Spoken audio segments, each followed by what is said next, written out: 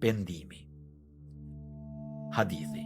Ebu Hyrejre ka transmetuar se e ka dëgjuar të dërguarin Allahut, paqja e Zotit qoftë mbi të thotë: për Allahun, unë i kërkoj falje dhe pendohem tek Allahu më tepër se 70 herë në ditë. Mësimet që nxjerrin prej hadithit.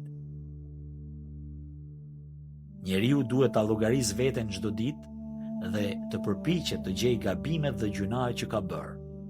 Më pas, duke menduar për ato gjunahe, ai duhet i drejtohet Allahut dhe t'i lutet që ta falë.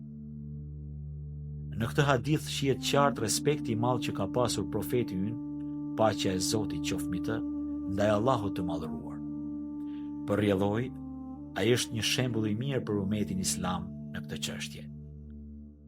Nëse profeti ynë, paqja e Zotit qoftë mbi të, bënte më tepër se 70 herë teube çdo ditë, edhe pse nuk ishte gjunahe, ne që jemi të mbytur në gjunahe, duhet të bëjmë të paktën aq herë teube sa ka bërë edhe ai.